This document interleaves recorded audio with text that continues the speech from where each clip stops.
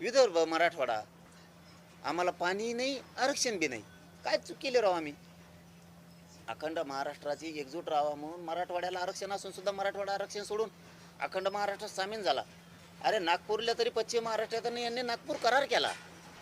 अरे आम्ही एवढा विश्वास टाकला या महाराष्ट्रावरती, या महाराष्ट्राच्या सरकारवरती, की विनाट आम्ही तुमच्याकडे आलो.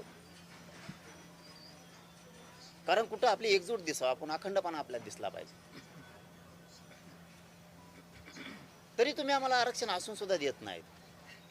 तुम्हाला लढाई खेटायचंच ना, त्याला विलाजच नाही. खेटू आपण 30 तारखेपासून खेटू. किती खेटायचं तुम्हाला?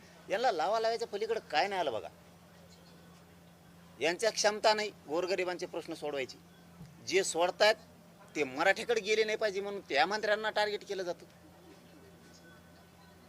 अजितदादा शिंदे साहेबाचे मंत्री टार्गेट का? ते गरिबाच्या समस्या जाणून घ्यायला येते म्हणून. तुम्हाला यायचं नाही. तुम्ही टाळ्या वाजणारे असल्यासारखे बंगल्याच्या आत बसता. तुम्हाला बाहेर यायचं नाही. तुम्हाला गोरगरिबाच्या शेतकऱ्याचे प्रश्न सोडायचे नाही. डिझेलचा एवढा उद्रेक चाललाय, तुम्हाला पंपावर येऊन बघायचं नाही काय हाल चाललेत. कोणाचं घर जळालं, त्याच्यात माणूस जळाला तर दवाखान्यात जाऊन तुम्हाला त्याला बघायचं नाही.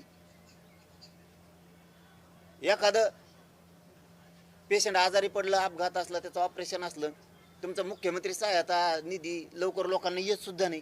तुमचा PS सापडे 8 दिवस जाते, तोवर पेशंट मरत नाही तर सुट्टी होऊन घरी येतं. हे तुमचे काम. डिझेलला बघायला सुद्धा तुमचं कोणी जात नाही.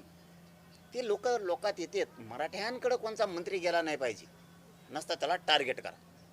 असल्या तुमच्या भूमिका, ही तुमची नीतिमत्ता. खरं बोला रे.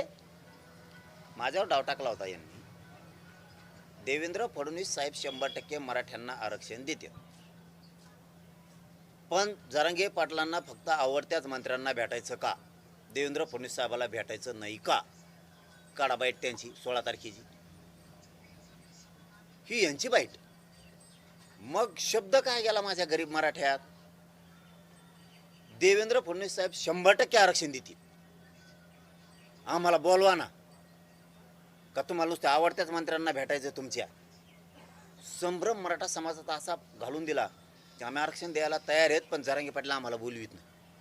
मराठ्यांनाही वाटलं असतं ते देते तर का बोलवीत नाही. 17 तारखेला तुमच्या मीडियाच्या बांधवाला सांगितलं, ये बाबा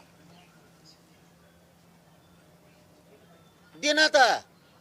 मला वाटतं याच्यातून किमान प्रसाद लाड साहेबांचे डोळे उघडतील असं मला वाटतं.